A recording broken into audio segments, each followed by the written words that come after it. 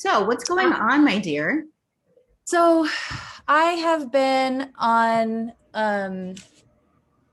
well, I've tried to been doing introspective self-study, and that's something that I've been invested in for most of my life.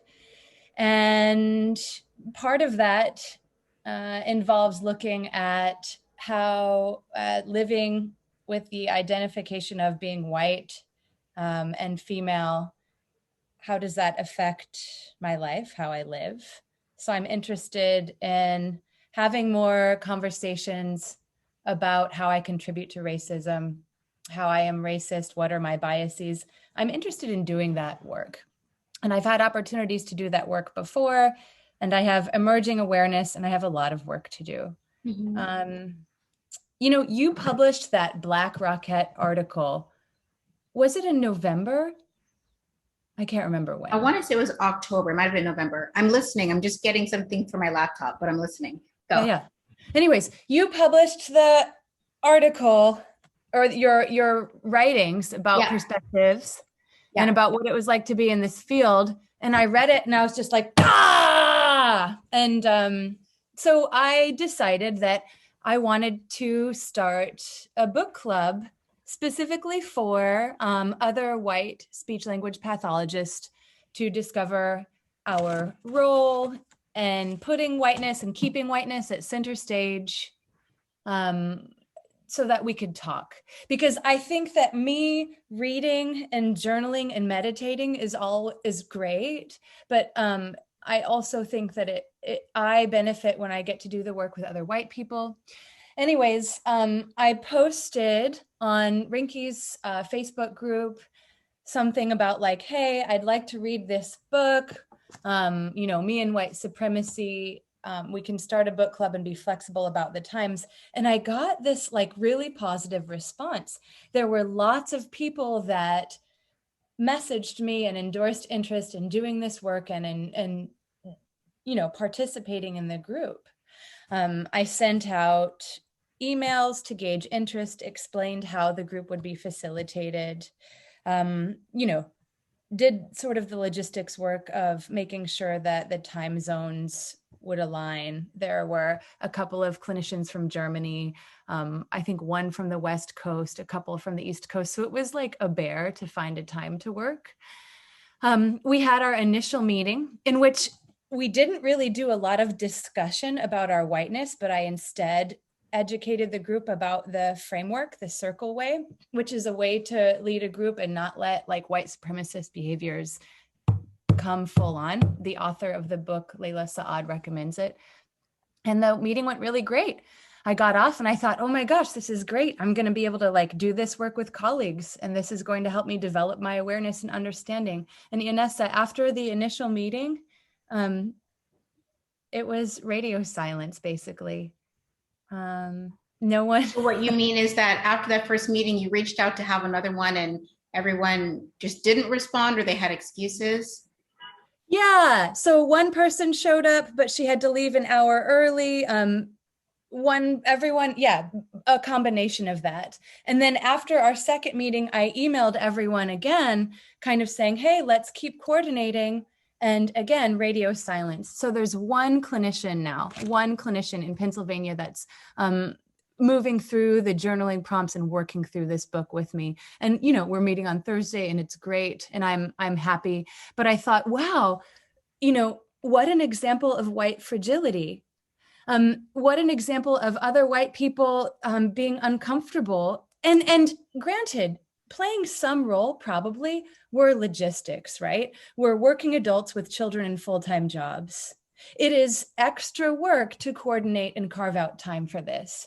But I also realized like, it's less of a priority for others than it is for me. And so I can only control myself, and I can keep doing my work regardless of whether this book club exists. So if we fast forward to a couple of months ago, when you came to visit me in Hawaii, we were sitting at Honolulu, which is the beach on the east side of the island where I live. And I'm like glopping this sunscreen on my face. And I can remember saying something to you like, man, Ines, I'm always thinking about my skin and like keeping from getting a sunburn. And you're like, just like how I'm always thinking about being Black or race. And I thought, what an example. What an example of how I've been socialized to be raceless and normal. And yeah. You know, what you just said made me think, I'm not saying you should leave Hawaii, but since you mentioned Hawaii, you know how there are places where you don't belong and you have to do a lot of work to stay there? That's what you guys looked like to me. Like every time I looked at you and your friends who happen to be white or very fair skinned, all of the work to put on all of that coding to make it in that environment, in that climate, I was like, holy shit, this is what it's like when it's like, all right, this meeting is happening or this lab situation is happening. This patient is coming in. They're coming from so-and-so. Let's see how much work I have to do to let them know I am in fact the expert. I am in fact Dr. Humbert. I am the PI. And so much so that even some of my students would say, this is Dr. Humbert. She's the one in charge. She's the guru. Turn it over to Dr. Humbert. Let's get a round of applause. They'd still be looking at me like, so talk to her. It's like, yeah, they're my students. And it would just be so much work. And it's like almost putting on sunscreen for every faculty meeting where everyone else just walked right in and just existed because the climate, the environment doesn't bother them. And so when I'm sitting there on that beach and it was so overcast and I could barely feel much sun and you guys are just taking it on like, and you already had some on, you're like, I put some on here. I'm like, this is so interesting. I was like, I remember the first thing I thought is initially I was like, they obviously don't belong here because how could they have, you're obviously not indigenous because you would just die out, right? You just crisp up and die out. But seriously, I'd be like, this is not comfortable for them to just walk out the front door as they are. And that's why that's the first thing I thought. So it's so funny you're saying that. Well, it's funny that you say that because that goes a lot deeper than just, not having melanin and putting on sunscreen. And part of living here is walking and breathing and living with great reverence for the indigenous culture and the Hawaiian people. We're in the kingdom of Hawaii and this land was stolen basically. So that's like a whole other motivation for me to do this work, of course. But I think I feel motivated to have more conversations about racism. And I feel motivated to develop my own understanding. And I thought it would be easy to reach out to other white colleagues in our field about doing that. Anyways, when you said, oh, well, let's just have this conversation and record it, I thought, okay, yeah, like we should. And then I also felt like, I don't know, what if I say the wrong thing? I'm no expert. You are an expert on being white. That's true. I'm not. That's true. And so that's what makes, you were going to say something? Oh, I think I just wanted to share that I recognized the value in doing this and that it was generous of you to be willing to do this. And I thought, yes, like, let's have a conversation about race and racism within our field and record it so that at least maybe another white person will listen to this and hear the phrase white people. I am a white person. If you're listening to this and you're white, you're a white person. We're white. Like taking that in. That makes people feel uncomfortable. But you know what you said to me? You said I was generous to do this. Yeah. This is the opposite of your friends. I'm not generous to do this. This is what's necessary. I have to do this. Or the truth is I don't have to. But I'm a doer. I'm a progress person. If I can't have these conversations, not just for myself, but also if these conversations help people, they might not help me directly, but they're going to help somebody to rethink fucking around with some other student in their CSD program and coming out the mouth wrong and then getting mad when they retort and say, you shouldn't say that. And then they realize they stepped in a pile of doo-doo and they don't know why they do it because they don't want to have these conversations. So if this helps some clinical supervisor out there to actually not oppose brown students for their CFs or something, then I've done my job. So while you mention your friends or your colleagues, it's not a priority. It has to be my priority. I don't really have much of a choice if I'm going to help to be a change agent. I can't be like, I I have to see the benefit in it for people who look like me, if not me. They don't see the benefit in it for them, probably, much less people who look like them, which is so far off. I don't see a lot of white people helping white people with race stuff for them and not for themselves. I know there are a lot of white people who are like, I don't want to be out in these streets racist. So let me do something so I don't get in trouble and do the wrong thing. It's like contraceptive racism protection. Yeah. No, it's like let me take this plan B, better yet, let me use a rubber so I don't get in trouble for saying something racist. It's not like, let's just understand sex and sexuality and my role in it. It's right. Let's just take these protective things to protect myself from getting caught out there doing the wrong thing. And when that's the current approach, you're always going to get knocked up and get in trouble and so. And we're all going to do that to a degree. But if your approach is, I just don't want to be the one, the last person running from the bear who gets eaten. I'm happy to be the second to last, but I don't want to be the one who gets caught out there doing it. So of course, they would just rather avoid all probable pain by just not engaging in it, rather than to actually proactively be like, am I part of the problem? I'm guilty of that. I'm guilty of remaining silent, of looking the other way, of sitting in my comfortable seat and directing my attention elsewhere. Yeah. Can you give me an example of when you did that? What happened? I wish I had something really juicy. I think probably what happens most frequently is I will hear a close friend say something that is racist, and I will not call them out because I instead choose to sort of maintain this comfortable atmosphere. When you say comfortable atmosphere, aren't you also choosing yourself, saying, I don't want them to not like me? Oh yeah. That's me upholding the system. And I've probably done that more times than I could ever count.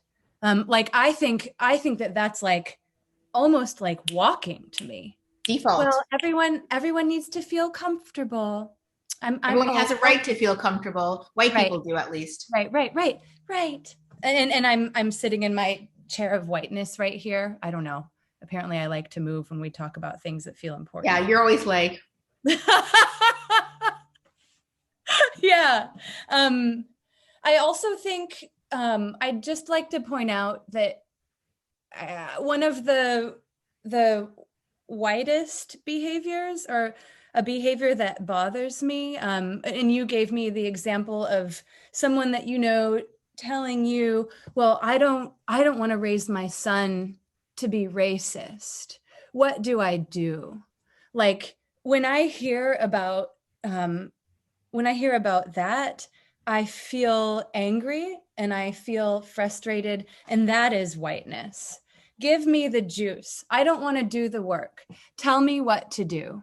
Yeah, but you know what? That's dumb. That's like saying, I don't want to raise my kids to be American, and right. Telling an immigrant who comes to the country, how do I do that? Meanwhile, you've always lived in this country, you've always benefited from it, and you've been raising your kids that way, but you don't want to think about what it is about being American that you've taken part of. You just want an immigrant to come into your country and tell you how to be better.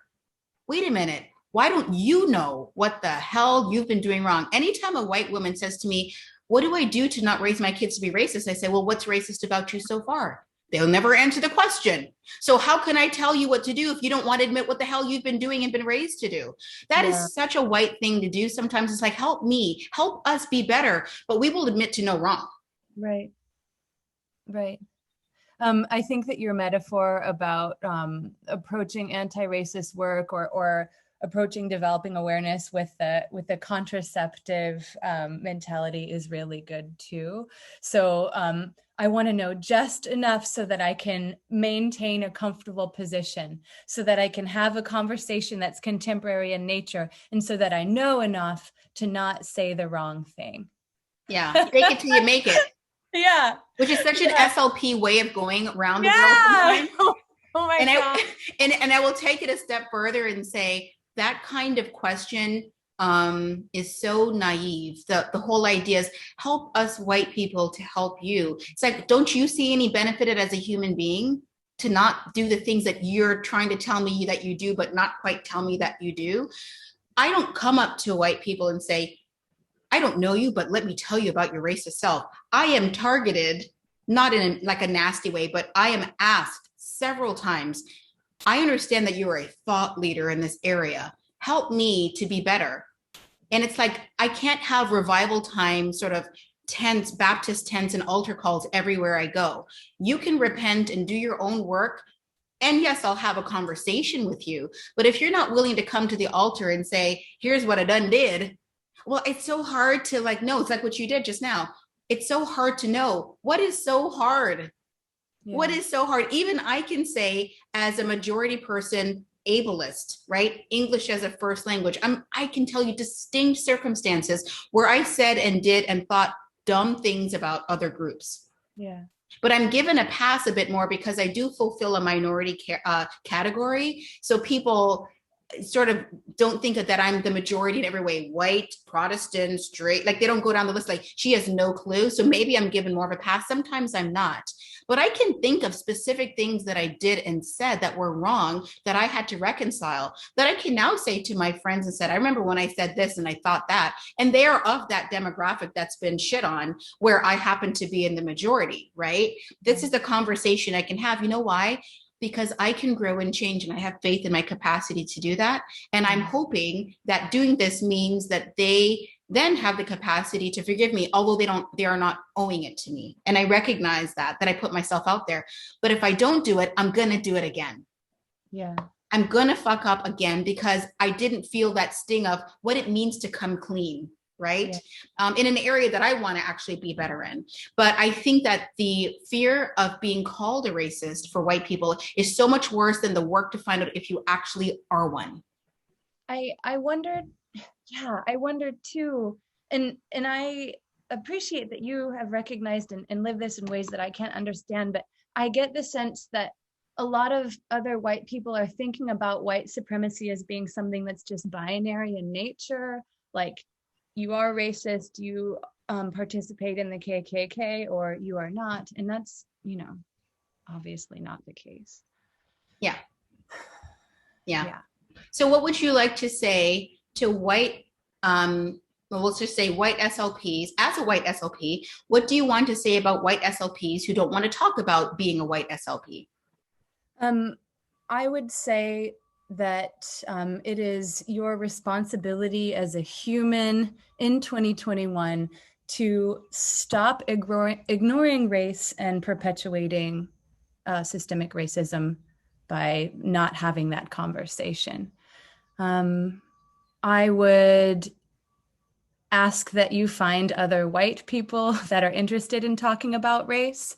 I would ask that you not try to place any burden on any Black, Indigenous, or person of color to talk about race or develop your understanding.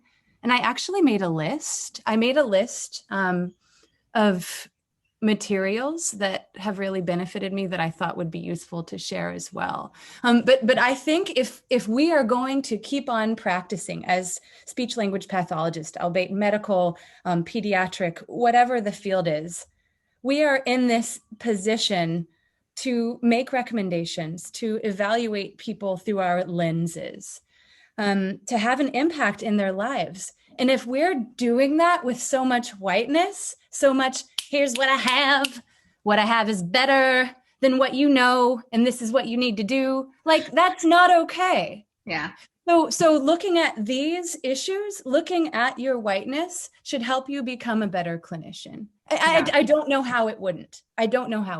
Yeah. Well, it's like I had a discussion with Celeste Gadsden, Dr. Gadsden, and we talked about the fact that if you're doing evidence-based practice and it's about the clinical point of view, your clinician point of view, the research and the patient, you can't possibly be doing evidence-based practice if you never consider the patient. And by considering the patient, you're willing to give up your standard view about the way communication and feeding happens to ask what they want out of the service. It is so basic.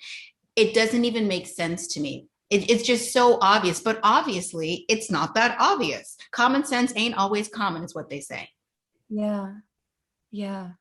I, Sorry, yeah. and I was going to say, and when you ask patient what they want, or a student comes to you and says, "This happened to me," and I'm pretty sure that the clinical supervisor you assigned to me doesn't think I'm competent, or gives me all the black poor patients because they're like, "Oh, you would work better with them." Whatever the situation is, stop self-obsessing. This is the thing that drives me crazy, and it could be what you said. You said the first thing that comes to your mind is, I don't want to make this situation uncomfortable, and I don't want them to not like me if I call them out for their remarks that are biased, racist, discriminatory, prejudice, whatever we want to use. The thing that really gets me about being liked, people who are obsessed with being liked or want people to think they're nice, is it's the most self-absorbed thing out there right now. Nobody's even talking about you, and you are inserting yourself into the circumstance and trying to figure out how you can come out on top. A circumstance that you're not about. If you are a department chair or somebody, and somebody says, "Hey, this happened to me," and you're white, and all you're thinking is, "I don't want them to think I'm racist, so let me remove all race from the circumstance and tell them it's all in their head, because nobody in our department would be racist because I don't want that for me," then you are literally the problem, because you are obsessing over somebody thinking you're racist because you're obsessed over it yourself. So nothing can get done. And because you won't talk about it, it's the self-fulfilling manifesting thing in your head that is keeping you down. And it's ultimately keeping everybody else down, because you have the power to make change. Yes. Yes. I love what you just said. By taking race out of the equation, we're gaslighting and we're perpetuating, and it's disgusting. And we have to stop. So I would like to say, this might not work, but I would like to invite white SLPs who are interested in meeting once a month to read Robin DiAngelo's White Fragility. And I have a structured way to facilitate the group, and there's a published guide for reading the book, and they can reach out to me and we could make that happen in a couple of months. Yeah. And then sorry, go ahead, Inessa. No, finish. Oh, I just wanted to be sure that we get a chance to share, like, there's a couple of things that I'd like for other white people who are interested in, like, looking at their own thought processes in themselves. I made a list of 6 things. Yeah. I'd like to share at some point. What you're saying is so important to me, because sometimes we don't know, as when things happen to you and you are not of the majority. Maybe it's because you are because you're thinking about your gender identity or your race or a difference in ability that you have, whatever it is that you're coming to a circumstance with, and you have a feeling, oof, I think I'm being treated differently because that. We don't always know. Sometimes we say to ourselves, well, we can't walk around with that in our head all the time, because how are we going to exist in this field when we're 3% as Black people of, the field? So you want to be able to give people the benefit of the doubt, but you also know that you lose if you were wrong, right? If you give white people the benefit of the doubt and you were wrong and they actually were biased against you, they win and you lose. So sometimes we need a white person who is willing to do some investigation and help us understand it. But if no one will talk to us about it, we can't work it through it. And then we think, well, it must be that because none of them will talk to me about it. So sometimes things might have nothing to do with race or any kind of discrimination, but no one from the majority group will be willing to help us to work through it and say, hey, can you investigate this? Can you ask so-and-so? Maybe they'd be more willing to tell you as a white person than me. But that requires you to be more than a performative ally, where you actually put yourself out there in a way where you might actually lose something. That's how you're helpful, because none of these things are easy to navigate. So if white people have a track record of talking to each other about race, then when it does come down to a question like, hey, I think this is happening, talking to a colleague about the possibility of a race or any bias claim, then you will have had some experience doing that. But you can't do the work if you have no practice talking about this. It's like somebody who's a complete sex phobe being a sex therapist. I don't understand. If you can't even say the S word, if you can't even say sex, how are you going to help somebody who says, look, I need help with so and so, and it's related to sex. You're just going to pass it off or say, oh, I don't talk about that, gaslight them, etc. So I think what you're talking about is helpful, because we don't just have to have conversations between the groups or within the groups, meaning like the Black groups or the LGBTQ plus groups or the English as a second language groups, whatever they are. Sometimes it's also the majorities need to get together and have a conversation, right? It's an emergency. It is an emergency. It's an emergency. Yeah, to me, this is more important than clinical training. I mean, of course it is. Like, I don't even know why I said that. Yeah. We have to talk but you know, but you said it because some people probably need to hear that this translates to more than just your profession. This is how you are as a human being in your world. And the level of conversation that some people probably have with themselves in their head to make it through the day when these things come up, to get themselves out of thinking that they might be that racist person, sounds horrifying. It actually sounds so debilitating that it's no wonder that you do the, oh, Elvin from the Cosby Show. It's just like, oh, I don't want to talk about it. Yeah. Maintain the status quo. Well, of course, also they benefit from the status quo, don't they? So it's kind of like, I benefit from the status quo. So I need to take more risks in recognizing my behaviors. I'm going to lose some friends. A lot of my friends here are like, oh my God, Amy, you're so intense talking about race all the time. Like, I get that. Sorry. But I feel the call to do more. And I wonder too, this is me really thinking out loud. I wonder if I have this tendency to gravitate or pay extra special attention to people of color in my earnesty to do this work. And then maybe I don't see past their color sometimes. I wonder what else I'm doing. And I would like to look at that. I would like to find out. And I would like to personally invite other white people to do the same thing. I think it's our job right now. Well, it could be that the pendulum was in one direction, white people thinking about white people in white worlds. And now you're like, whoa, I need to correct that. And maybe it's overcorrecting, but nobody told you were overcorrecting when all you thought about was white people. I mean, that's what a lot of us end up having to think about. I've lived in white cities like Madison, Wisconsin, Iowa City, Iowa, Gainesville, Florida. I thought about white people all the goddamn time. Mm-hmm. And it was draining to always be thinking, all right, how do I manage this? Ooh, what are the possible expectations? They can range from, this is a horrible person, to neutral, to this is a great person. I have to be ready to navigate all the possibilities and be very adaptable. Otherwise, I won't be successful in life. It would be amazing, as it is in DC, to walk into a place and be given the benefit of the doubt. So maybe you're understanding what it is to obsess over those things is part of what it takes to see somebody else's point of view. And when your eyes are open to it, you see it a lot more and you can't ignore it anymore. You're living a little, not exactly, and maybe not even remotely, closer to the life of what it means to not look like everybody and be part of the low social class group, not the high social class group for a minute. Yeah. So maybe it is part of the process. I'm not an expert in that area. I'm sure there are people who study this. Maybe white people who've gone abroad to countries where they don't look like everybody and they, realize, holy shit, this is what it's like when people are in my country.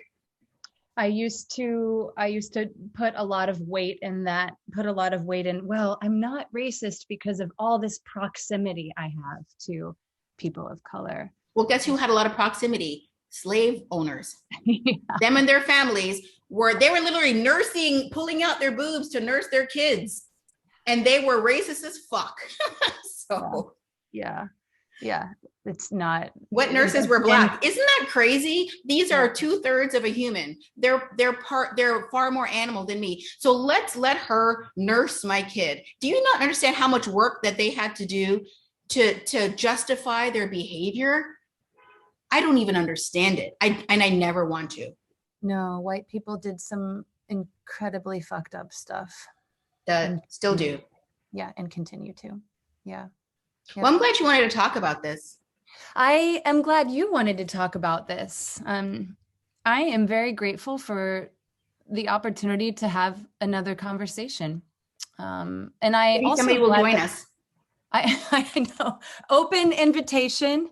I'm going to keep doing my work. I recognize that I have a shit ton of work to do. I would love another white person to mentor me. I would love any mentors or any resources. I am certainly not claiming to be an expert in any of this. I'm just very willing to have the conversation at this point. Yeah. Cool. And so we have. Yes, we have.